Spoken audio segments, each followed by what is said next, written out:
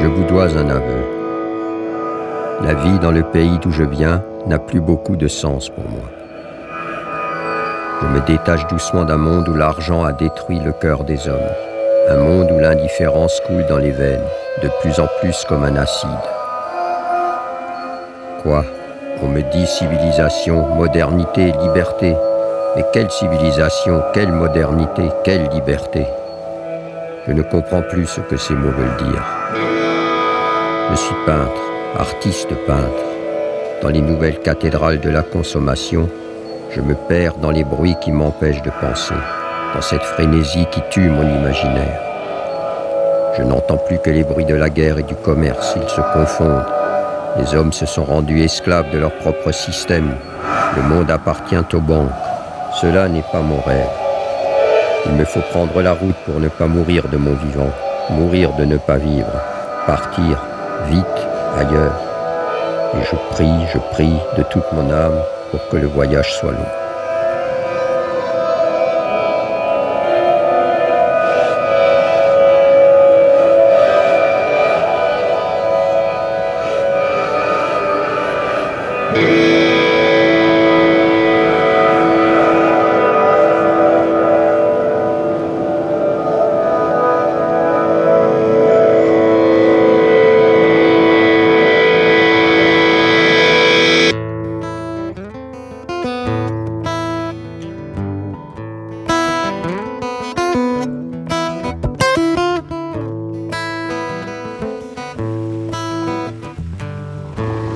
Charleville-Mézières dans les Ardennes. Je suis venu ici parce qu'Arthur Rimbaud y est né, le poète des poètes, l'homme aux semelles de vent. Chaussé de ses mots, la tête remplie de ses rêves, je m'imagine voyageur dans ses pas. Comme lui en son époque, je vais à pied, décalé, à la recherche d'un brin de poésie dans ce monde qui en manque. Si je n'en trouve pas ici, je n'en trouverai nulle part ailleurs. Mais il faudrait tout changer, tout revoir, tout reprendre à zéro comme Rimbaud l'a fait. Savoir ce que nous avons fait de ces mots, savoir pourquoi peindre, pourquoi offrir quelques traits de crayon à un monde qui trouve cela inutile, toujours. Il faut chercher, ici, ailleurs.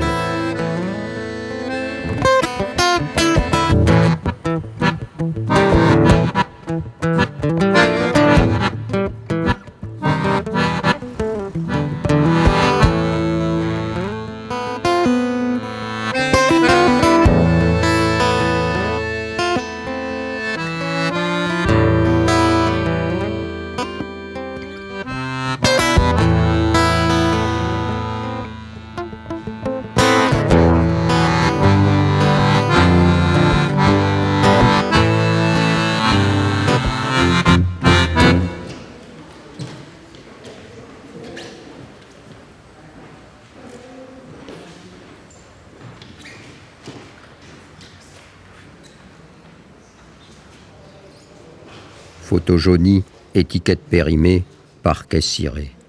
Je vois sa cuillère, sa fourchette, son couteau, et je vois sa malle d'Abyssinie tout entière mise sous scellé. Comme un fauve, sauvage, Rimbaud a été enfermé dans une cage. Sous la poussière des vitrines, sous l'éternité du marbre, fait-il moins peur au monde ? Masqué sous de dérisoires objets, l'essentiel du poète, sa poésie. Le mystifier pour mieux enterrer et oublier son écriture, sa folie, sa liberté, son dégoût de tout cela. En faire un objet culturel, une statue académique, et réduire sa vie à un didactisme scolaire. Ici, il est mort, une fois encore. Arthur, mon frère d'armes, trafiquant d'âme et de larmes, es-tu réellement mort à ce point, ici, à Charleville ?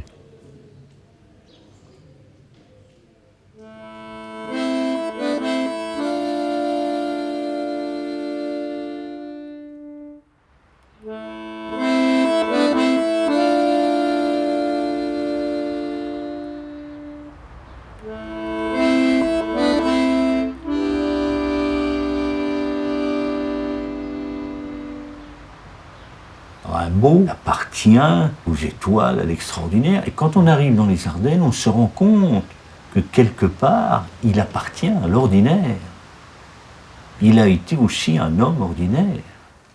C'est étrange parce que ça fait plusieurs jours là, que je marche sur les traces de Rimbaud. Il y a des lieux qui indiquent sa présence et pourtant je n'arrive pas à le saisir. Un peu comme un ange, quoi. Je ne dirais pas un ange. C'est un mirage, un miracle, un mirage, une légende, mais il ne faut pas que vous imaginiez que ce ne soit que cela. C'est aussi pour les Ardennais, et en tout cas Rimbaud l'Ardennais, c'est une réalité historique, c'est une réalité présente. C'est très curieux d'ailleurs, parce que quand vous vous promenez autour de Roche, il y a encore des mouvements de la terre, de la plaine, il y a quelque chose à Roche, que même le promeneur aujourd'hui et le peintre que vous êtes sentira, il y a quelque chose à Roche, le paysage est habité par quelque chose, qui est peut-être un beau, je n'en sais rien, mais il y a quelque chose de néant, de troublant, la lumière change, la plaine est plus livide encore, c'est le désert complet, c'est fait pour Rimbaud, c'est fait pour son suicide. À la limite, il n'avait pas besoin de partir, c'est pour faire l'argent, il serait resté à Roche, il avait un néant qui lui convenait très bien finalement.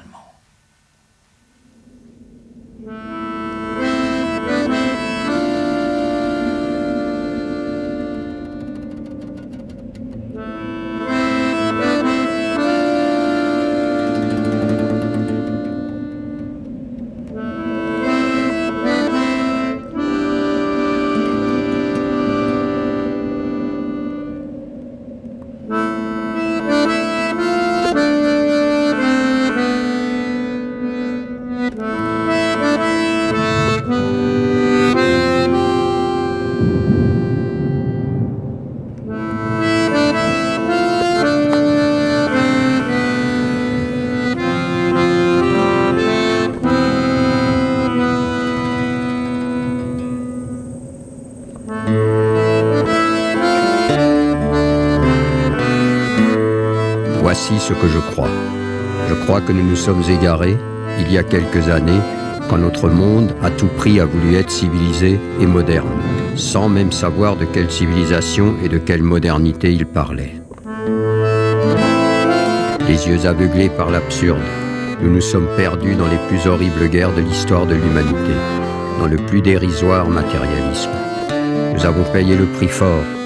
Nous avons perdu notre liberté et n'avons de cesse de nous mentir pour continuer à croire que nous le sommes encore. La liberté libre, si précieuse, ici, à Roche, dans ce désert prémonitoire où Rimbaud a tout inventé, tout réinventé.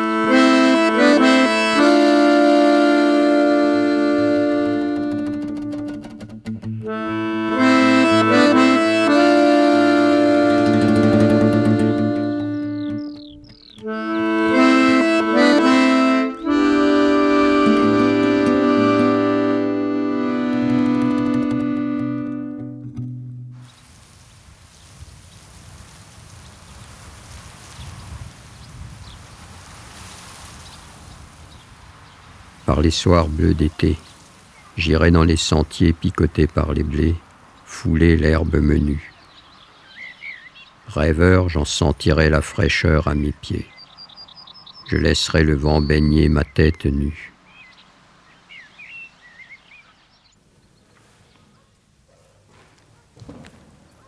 Bonjour. Bonjour, monsieur. Je vous dois. 1 euro, monsieur. Voilà. Merci. Merci. Alors, une nouvelle vision de Rimbaud, c'est étonnant de le voir dans une chapelle. Ah ben oui, c'est vrai que ça n'a pas plu à tout le monde. Parce que mettre Rimbaud dans une chapelle, pour certains, c'est scandaleux. Donc, en 1873, la famille vient à la messe dans la chapelle de mairie, dans cette chapelle. Alors ça, c'est le panneau le plus important pour vous. Ah oui, pour moi, c'est vraiment le panneau le plus important, puisque c'est l'année 1873, donc Arthur est à Roche, et il écrit à son ami Ernest de la Haye, Laïtour, Roche, canton d'Attigny, mai 73. Cher ami, tu vois mon existence dans l'aquarelle ci-dessous, aux natures, ô ma mère, et il fait dire à un petit bonhomme, aux natures, ô ma sœur, et à une oie, aux natures, ô ma tante. Et il s'immortalise en paysan de Roche, avec une bêche à la main. Ensuite, il lui met dans sa lettre, il faut le soir faire 2 lieues et plus pour boire un peu. Je travaille pourtant régulièrement, je fais des petites histoires en prose, titre général, livre païen ou livre nègre, et c'est ce qui deviendra par la suite une saison en enfer. Le seul livre qu'il ait fait imprimer de son vivant. Le poème que je retiens d'une saison en enfer et qui me plaît énormément, c'est le poème Adieu, et surtout cette partie où il écrit « J'ai créé toutes les fêtes, tous les triomphes, tous les drames. J'ai essayé d'inventer de nouvelles fleurs, de nouveaux astres, de nouvelles chairs, de nouvelles langues. J'ai cru acquérir des pouvoirs surnaturels. Eh bien, je dois enterrer mon imagination et mes souvenirs, une belle gloire d'artiste et de conteur emporté. Moi qui me suis dit mage ou ange, dispensé de toute morale, je suis rendu au sol avec un devoir à chercher et la réalité rugueuse à étreindre, paysan. Là, je retrouve Arthur Rimbaud, cuif, paysan de Roche.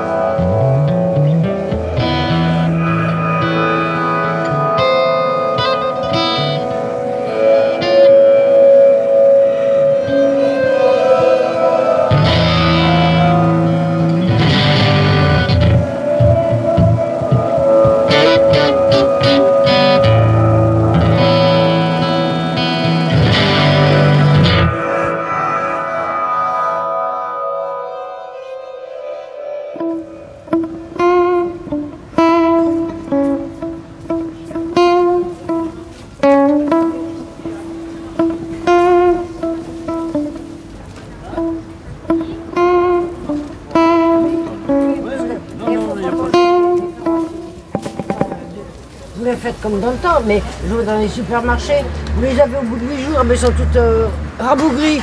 C'est arraché hier, on arrache toujours la veille du marché. Alors, Oui, mais il reste ferme, vous. Ah ben oui, maintenant c'est bon. Ouais, non, mais c'est... Nous, il n'est pas traité, il n'y a rien du tout. Ben voilà. C'est nature. Bon, alors je vous donne combien, monsieur? 1,80. Non, mais carottes, patates, tout ça. Des patates, on en a presque 1 hectare, alors... Ah bon? Ben, je viendrai vous voir. Effectivement. vous savez, Non, mais c'est vrai ce que je dis, les carottes des supermarchés, on les garde quoi? C'est pas les mêmes que ce qu'on Non, elles sont belles, elles sont propres, d'accord, mais Oui, mais il n'y a que l'aspect. Il n'y a que oui, l'aspect. comme vous dites. madame. Elles ont été lavées à tous les coups. Non seulement lavé, mais traité, astiqué, Ah ben bien oui, présenté, oui, bien rangé. mais voilà. C'est des problèmes. Et puis il y avait l'histoire que moi je faisais des vaches à lait. Et avec 38 hectares, maintenant on ne peut plus vivre. Avec 38 hectares, on ne pouvait plus On vivre. ne peut plus vivre. Donc Il faut faire quelque chose. il faudrait combien pour vivre? Oh ben il y en a qui en ont 300, ils se plaignent qu'ils n'y arrivent pas. Alors on sait qu'avec 38, parce que moi, qu'à fermer sa gueule. C'est vrai qu'on est dépassé, mais qu'est-ce que vous voulez qu'on fasse à notre statut? On est des petits fromagers de rien, comme on dirait, et puis c'est tout. On a simplement un peu le droit de parler de temps en temps, et puis c'est terminé, quoi. Voilà, malheureusement. Alors qu'on me dit, des fois, on fait de la poésie avec les fromages. Il n'y a que ça qui nous reste. 20 fromages, monsieur. Et on plaisante de temps en temps, parce que dans ce cas-là, vous voyez pas le monde, un peu ce qui se passe. Ben voilà, ça c'est une vraie poésie de Rimbaud, ça. Ça, c'est super. Ça, c'est un fromage magnifique. Peut-être pas assez violent, mais Non, non, c'est vrai. Je trouve que c'était quand même un grand parmi les grands. il avait Et un puis vrai... maintenant, on peut plus rien dire. Vous comprenez pas? On peut plus rien dire de quelque chose. Aussitôt, on se fait attaquer parce qu'on n'est pas d'accord avec certaines idées. Alors maintenant, il faut dire comme tout le monde. C'est formidable, ça, ouais. C'est bizarre, ça, hein. Bah oui, hein, faut rien dire. Alors. On n'a plus le droit d'être dans le camp adverse. Mais je trouve qu'on a je trouve que la démocratie, c'est chacun ses opinions, puis c'est tout. On les respecte, et puis c'est tout. Hein. Tout est superficiel maintenant. Il faut qu'on fasse des jeux à la, excusez-moi, à la con pour que ça plaise aux gens, pour qu'il y ait de l'audimat. Ah là, dis donc, c'est formidable. Alors c'est superficiel, hein. Et puis il faut rien dire parce que sans ça on vous attaque. Mais non, mais si, moi je dis c'est des jeux à la con, c'est tout, c'est tout. C'est terminé, tout est programmé d'avance et puis voilà. Tous les marchands ne sont pas comme lui, alors c'est ça. Et là par contre, excusez-moi, j'ai ça mais c'est non-humain ou alors celui-ci, fermier. Ce que j'aimais bien, c'était Le goût. Ouais. Alors ça, Moi personnellement, c'est un poète que j'ai horreur. Parce que je trouve que Ouais, c'est bon. quand on voit ce qu'il a fait, pour moi c'est pas un exemple pour la jeunesse. Ah non, c'est pas un exemple. Hein. Parce que quand on voit qu'il était pédé, il était trafiquant d'armes, il était drogué, il a tout fait. Donc pour moi, prendre ça comme exemple, il a peut-être fait des beaux, comment on va dire, des poèmes ou enfin, hein. Il a peut-être fait des beaux poèmes, mais prendre ça comme exemple, je pense pas que c'est vraiment l'exemple type de la jeunesse. Hein. Dis ce qu'il pense, quoi. C'est comme Balavoine, hein, quand il sera là, Balavoine, il a dit les choses, il disait ce qu'il pensait, quoi. Et ça, c'est bien de dire ce qu'on pense. Ça plaît peut-être pas, mais... Il y en a deux à regretter, c'est Balavoine et Coluche. Ah ouais. Parce que je peux vous dire qu'il y en a qui se feraient de la bile. Là. Verlaine, on l'a lu, mais... Moi, l'art Verlaine, je ne l'ai jamais lu parce que ça, je ne l'aime pas. 6,53 €.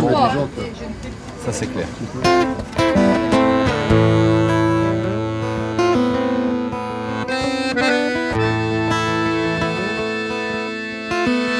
Fuir, partir, ici ou ailleurs, mais vite, toujours vite. Fuir la médiocrité du monde lorsqu'elle vous prend trop à la gorge. Contre la bêtise, n'y a-t-il vraiment aucune lutte possible ? Partir pour ne pas mourir asphyxié, ne jamais marcher au pas, mais marcher pour découvrir le monde et y trouver cette liberté tant désirée. Même sur son lit de mort, marcher encore, espérer. La gare de Voncq, le lieu de tous les départs pour Rimbaud. Ici commence Paris, ses folies, son histoire avec Verlaine. Ici commence aussi l'Afrique, ses déserts et ses nouveaux rêves. Et puis ici commence son dernier voyage.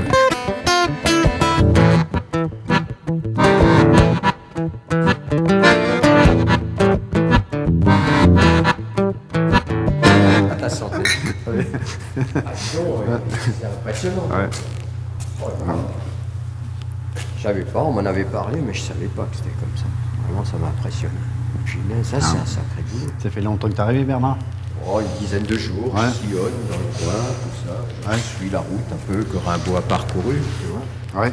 Mais là, dis-moi voir la sanglier, quelle est la symbolique des Ardennes? De vrai, c'est le symbole des Ardennes. Aussi la métallurgie, quoi, hein, parce qu'on est carrément dans le fief ici. Alors la statue, si tu veux, elle pèse, il y a à peu près 2 cm d'épaisseur. Donc là, je suis arrivé à 50 tonnes de métal. Et en recouvrement, il y a 430 bobines de soudure. Donc ça fait 6 tonnes, 500 kg de soudure en recouvrement. Voilà. Et en gaz, il y a à peu près 325 bouteilles, quoi. Voilà. Alors là, ce qu'il me reste à faire, là, j'ai laissé passer la calamine de la soudure, comme ça il fait la teinte du sanglier et le color métal en même temps. Alors, ce que je vais faire, c'est le dépoussiérer et puis c'est un vernis incolore qui est dessus, comme ça bougera plus. Et tu vois l'intérieur là, tiens. Voilà. Tu vois. Donc là j'ai remis des renforts là. Donc il y a des encadrements en IPN et croisillonnés. Donc je vais faire juste une trappe par le dessous pour y accéder, quoi. À la limite on peut faire même une salle dedans puisque au niveau du corps tu as 5 mètres sur 12 mètres. Ah, j'aime bien ce côté-là parce que ça c'est presque c'est un peu un délire ça quand même, hein, aussi énorme. Je trouve ça extraordinaire que ça t'a passé dans la tête. Ouais, tout pareil, ouais. Ce qu'il y a, c'est que c'est bien de créer. Ah, si tu penses que le monde actuel, là, ça manque de poésie, tu trouves pas qu'on est dans un monde dépoétisé? Moi, je trouve pas, non. Il y a beaucoup de gens qui sont poètes en eux-mêmes. Et puis, comment dire, moi, il y en a marre du chacun pour soi. Tu sais, quand tu donnes une bonne poigne, quand tu ouvres ton cœur, il n'y a pas plus beau comme cadeau de la vie, quoi. Mais oui, t'as raison, t'as raison. Bon, il faut éviter les cons, mais il y a tellement de gens superbes, il y a tellement de gens formidables. Moi, j'ai des jeunes ici, ils sont bourrés de talent. Moi, j'ai eu la chance de m'exprimer, mais t'en as combien que t'en as Rimbaud, combien que t'avais des gars qui va savoir, et c'est sûr et certain que t'as des gens qui avaient du talent et qui n'ont pas pu s'exprimer. Mais tu sais, le fait comme ça de rester curieux, je crois que c'est ça la vie. Voilà. C'est de rester curieux. Je crois que c'est ça l'essentiel dans la vie. Si tu perds la curiosité, t'es sur ton lit de mort, là. Voilà. Toi, qu'est-ce que tu penses de Rimbaud? Ah, moi je pense que c'est un beau rebelle. Ça ajoute une pierre à l'édifice contre la connerie. Nobles dames, mes seigneurs, gentils damoiseaux, il est 5 heures. Voici en 12 tableaux la très plaisante et merveilleuse histoire de 4 fils. 8e tableau. Renaud, Allard, Guichard et Richard ont refait leur force auprès de leur mère, la duchesse Aude. Sur ses conseils, ils partent offrir leur service au roi Is de Gascogne pour le défendre contre les Sarrasins. Renaud provoque leur chef en combat singulier. Les coups tombent dorés comme grêle, mais ceux de Renaud sont plus vigoureux. L'écu du Sarrasin vole en éclats, laissant la côte de maille grande ouverte. Renaud est victorieux.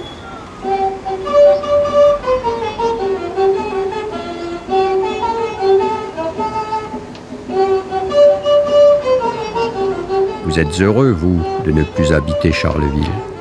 Ma ville est supérieurement idiote entre les petites villes de province. Sur cela, voyez-vous, je n'ai plus d'illusions. C'est effrayant les épiciers retraités qui revêtent l'uniforme.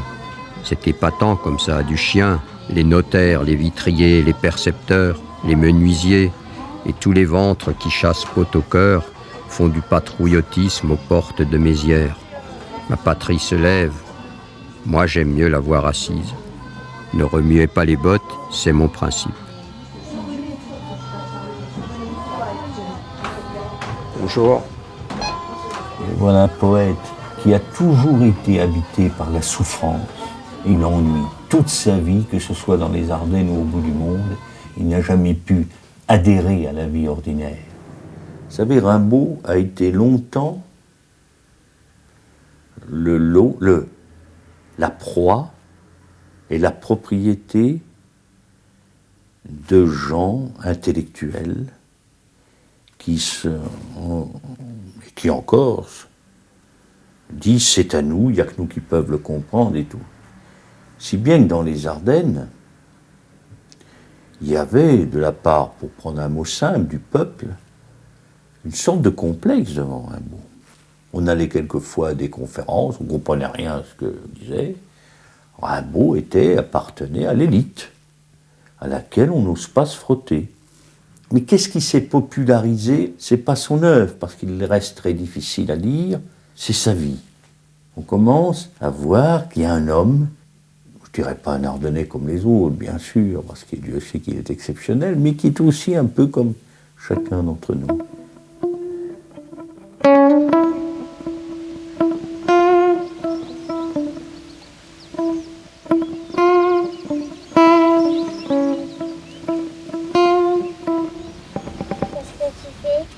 Là, je fais le paysage, tu vois, j'essaye de rendre le cimetière avec la statue de Rimbaud. Et puis l'atmosphère du ciel qui est un peu lourde comme ça. J'essaye de dessiner ça. Voilà. Qu'est-ce que t'en penses? C'est beau. Merci beaucoup. Ah ben moi, de toute façon, si je n'avais pas Arthur, c'est sûr qu'il me manquerait quelque chose. Je crois qu'il m'aide à vivre, parce que quand on vieillit, on sait que la vie, il y a une fin. Et que faire de ce qui nous reste à vivre? Donc, moi, je sais que la poésie d'Arthur m'aide beaucoup. Ma relation avec lui m'a ma façon de rechercher et d'essayer de comprendre ce qui lui est arrivé, ça me permet aussi de voir l'évolution dans ma propre vie. C'est un peu les deux, hein. C'est un peu mon maître et puis c'est un peu mon enfant. Parce que quand on est maman, la souffrance de n'importe qui, moi, ça me ramène, c'est vrai, à la souffrance de ses propres enfants. Je crois que j'aurais aimé d'être la maman d'Arthur, mais je ne sais pas si j'aurais réussi à en faire autre chose que ce qu'il a été. Ça. Je vais vous avouer quelque chose. Sa tombe, je ne l'ai vue qu'en photo. Je ne suis jamais allée sur sa tombe. Je n'ai jamais osé l'avouer. Vous voyez, je vous l'avoue.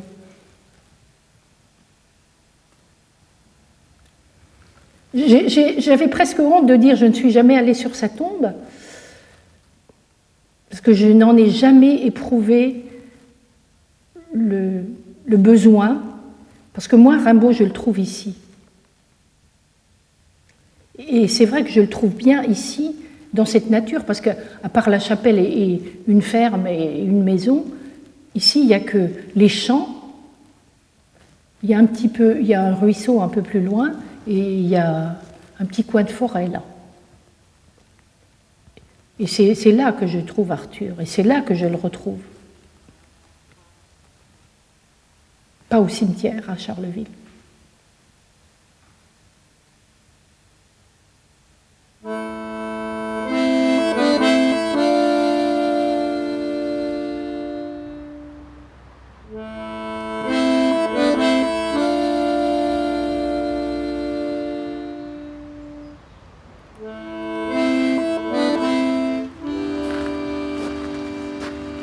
Prendre le risque du premier trait, celui d'où la vie jaillit, ou bien où elle se fissure.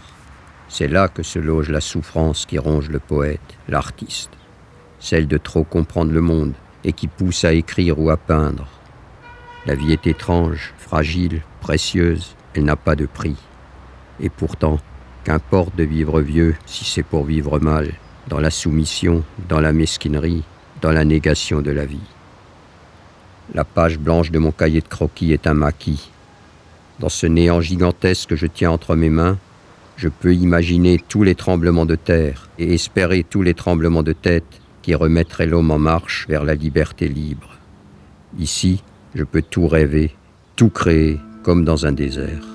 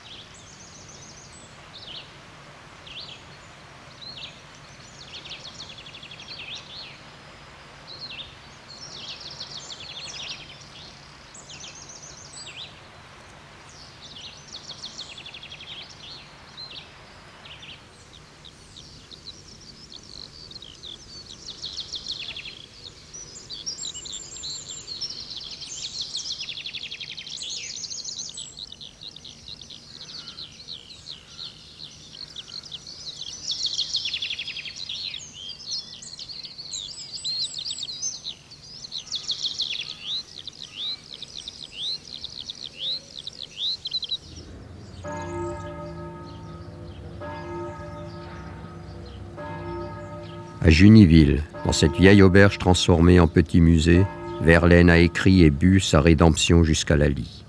Ici, pas de petite cuillère ou de fourchette, mais une véritable passion, désargentée, pour le compagnon de Rimbaud, pour sa poésie et toujours pour cet amour fou de la liberté libre.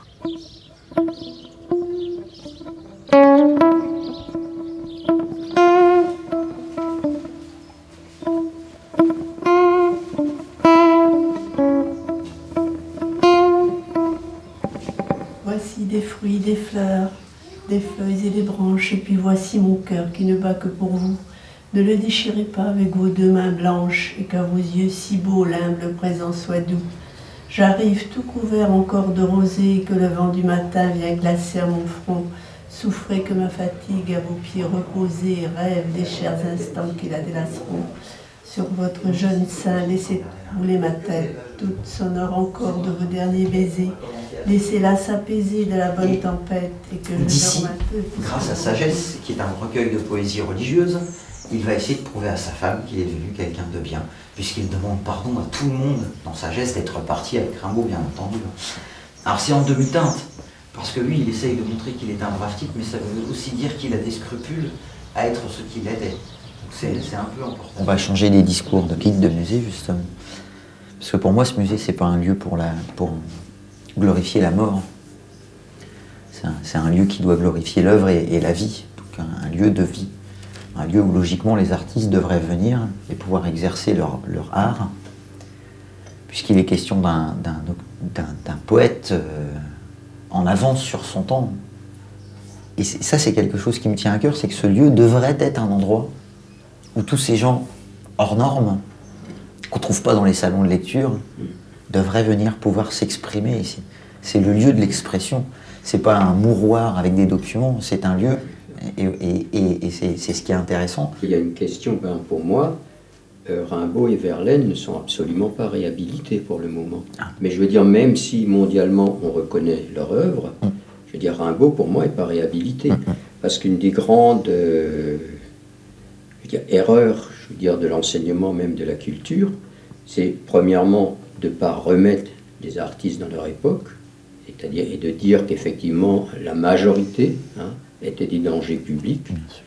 Et la réhabilitation, je veux dire, d'un Rimbaud, c'est effectivement, et d'un Verlaine, c'est de dire que c'est un danger public. Ça, c'est la vraie réhabilitation. Parce qu'aujourd'hui, de dire que c'est magnifique, que c'est beau, que tout le monde est content, tout le monde est en admiration, non, c'est un mec dangereux. Et c'est la vraie réhabilitation, c'est de le réhabiliter dans sa crapulerie, dans sa contestation et dans son énorme violence. C'est ça la vraie réhabilitation. Et ça, aucune société n'osera le faire.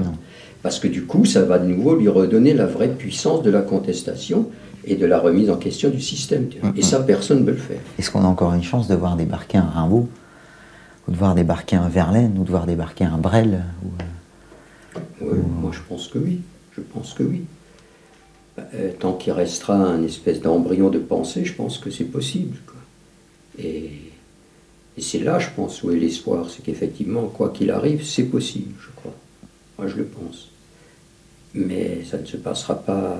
Je pense qu'il faudra encore plus de force à ces personnages qui pourraient apparaître, qu'il en a fallu à Rimbaud, parce qu'il se heurtera non pas à un mur social, c'est-à-dire de bourgeois, de paumés, de classe moyenne, d'ouvriers.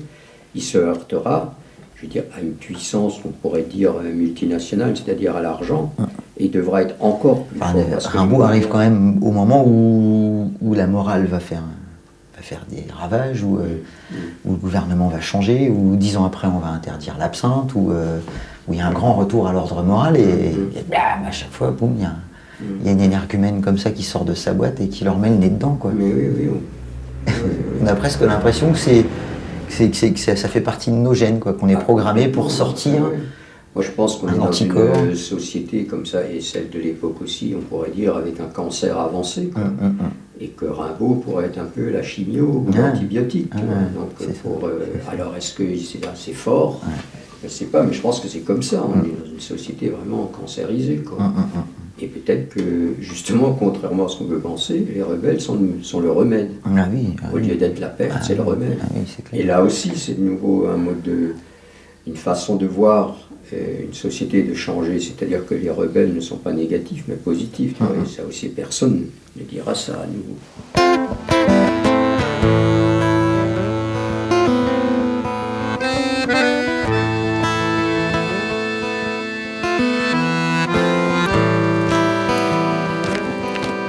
Le drapeau va au paysage immonde et notre patois étouffe le tambour. Au centre, nous alimenterons la plus cynique prostitution. Nous massacrerons les révoltes logiques. Au pays poivré et détrempé, au service des plus monstrueuses exploitations industrielles ou militaires. Au revoir ici, n'importe où. Conscrits du bon vouloir, nous aurons la philosophie féroce. Ignorants pour la science, roués pour le confort, la crevaison pour le monde qui va. C'est la vraie marche. En avant, route.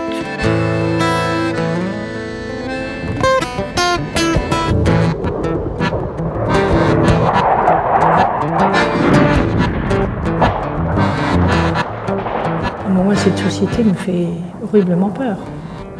Pour mes enfants et mes petits-enfants encore plus. Moi, je crois qu'avec Rimbaud, j'ai appris à dire qui je suis, à être vrai et à dire ce qui me manque dans ce monde. C'est-à-dire de la poésie, de la douceur, du vrai, de l'échange. Et ce que j'aime également, et ça, vous savez, j'ai rencontré beaucoup de jeunes de 16-17 ans qui sont des révoltés. Mais ils osent si peu se révolter qu'ils disent qu'ils regrettent que Rimbaud ne soit pas vivant, parce que s'il était vivant, ils aimeraient être leur copain pour se permettre ce que lui s'est permis, et qu'ils n'osent pas. Qu'est-ce qu'ils osent? Ils cassent un peu de voiture, ils fument un peu, mais ils ne vont pas plus loin. Et ça m'a aussi un peu étonnée que les jeunes comme ça aimeraient bien s'identifier à Rimbaud.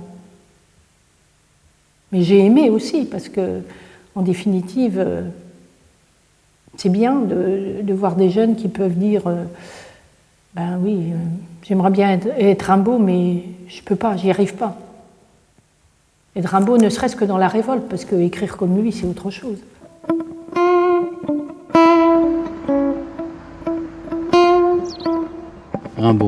Rimbaud était assis dans un monolithe de pierre bleue et attendait qu'on aille le chercher, qu'on l'extirpe de là, qu'on le découvre. J'ai travaillé pendant plusieurs années sur cette pierre bleue. Elle est maintenant posée à Charleville devant le collège de son nom, mais à l'extérieur, bien sûr, parce que Rimbaud, c'est ça. C'est cette liberté-là qu'il prône.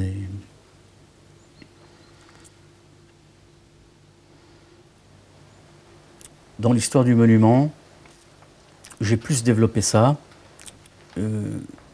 Tout gravite autour de cette main-là. Les veines sont gonflées d'émotions. Toute l'histoire est là. Et ça n'alimentera pas le crayon qui va laisser la feuille vierge. Il décide là de ne plus jamais écrire. Il est très fort, c'est fou. Il est relativement désabusé. Je le ressens comme ça. Il est jeune pour atteindre ce degré de réflexion. Il est vraiment en questionnement et il n'a pas beaucoup de réponses parce qu'il s'interroge, mais il interroge l'autre aussi. C'est souvent ça en matière artistique. La démarche, c'est d'aller vers l'autre. C'est ce qu'il a fait intensément, toujours, et les portes se fermaient à chaque fois. S'il était là, aujourd'hui, Rimbaud, entouré de ces atomes-là actuels, je crois qu'il est... ce serait exactement la même chose pour lui. cette incompréhension-là, elle traverse le temps, elle traverse l'histoire. Aujourd'hui, on l'appréhende mieux parce que on appréhende ses écrits, on essaie de les disséquer. C'est moins dangereux, il est moins dangereux aujourd'hui. Il paraît moins dangereux, mais ces textes sont là, toujours trop forts et de plus en plus forts. Mais il n'est plus là physiquement, donc il dérange un peu moins, quoi. Il est moins insolent parce que c'est le physique de l'autre qui impressionne toujours, effectivement. L'intolérance tourne autour de ça, autour de la matière, je pense. J'ai l'œil du sculpteur, donc, mais je le pense fortement. Toutes les craintes qu'on peut avoir aujourd'hui tournent autour de ça, quoi. L'autre, différent. Alors ça c'est inquiétant. Alors qu'un livre couché là, il faut l'ouvrir pour se sentir agressé. Il faut faire la démarche d'approcher la magie des mots. Alors ça, c'est le livre, on le referme avec une belle couverture, et puis voilà.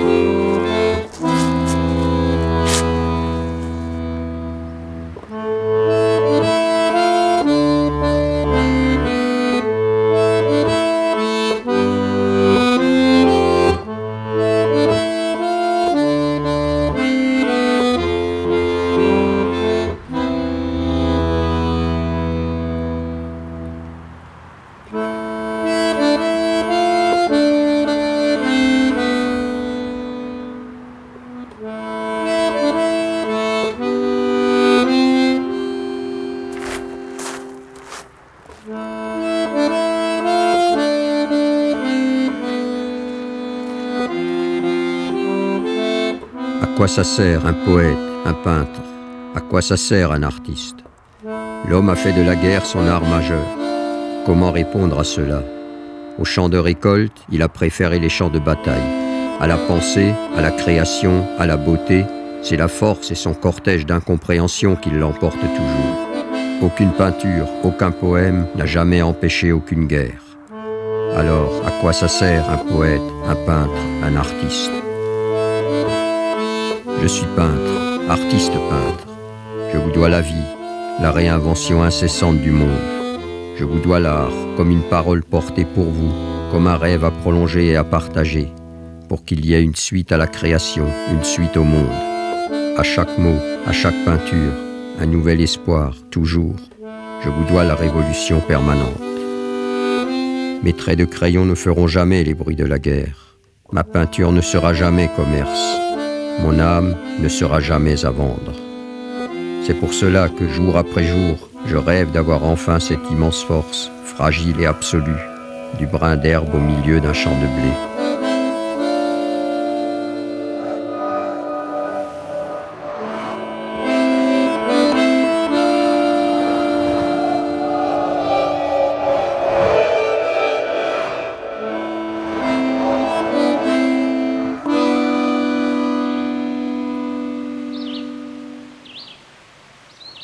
Alors ici, nous sommes encore en Belgique, et à 3 mètres devant nous, là où il y a la haie, c'est la France.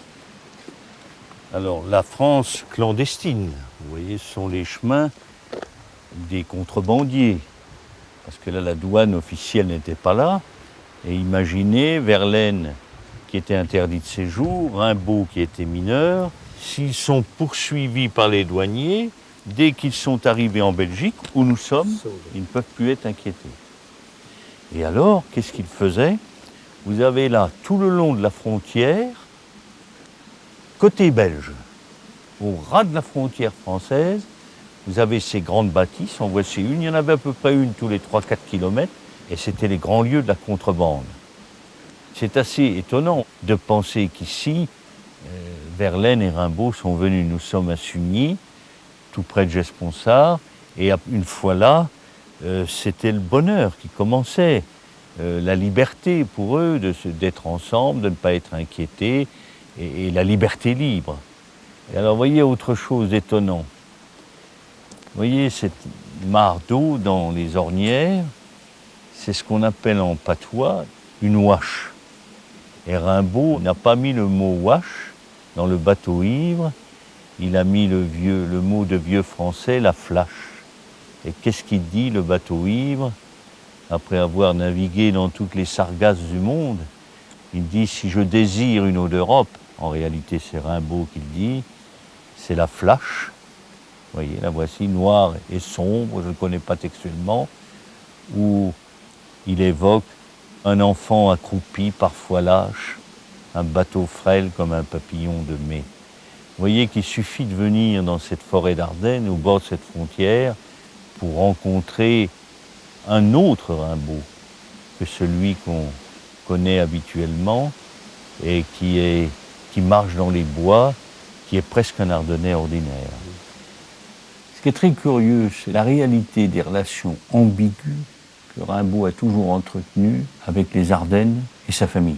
Il a traîné sa mère dans la boue, il a insulté les Ardennes, mais ce qu'on oublie de dire, c'est qu'il n'a jamais pu s'en passer. Il revient toujours dans les Ardennes, il revient toujours chez maman.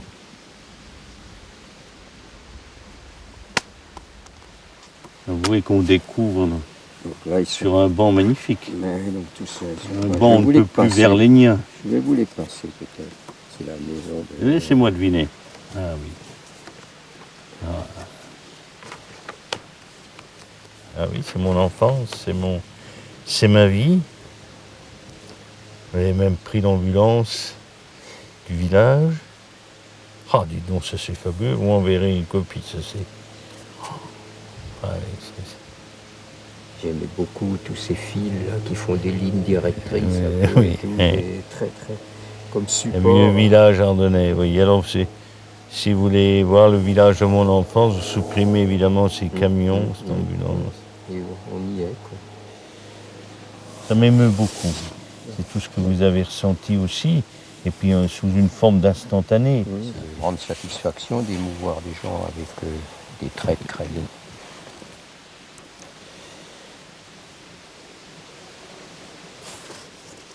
Et voilà, on revient à Roche. On revient à Roche. Ça, c'est... Vous voyez, c'est le néant avant l'heure. C'est le désert. Je veux dire, c'est le néant avant l'heure du Harare, de son exil. C'est le genre de choses où le ciel a presque plus de poids que la terre. Oui. C'est là que Rimbaud aurait dû être enterré.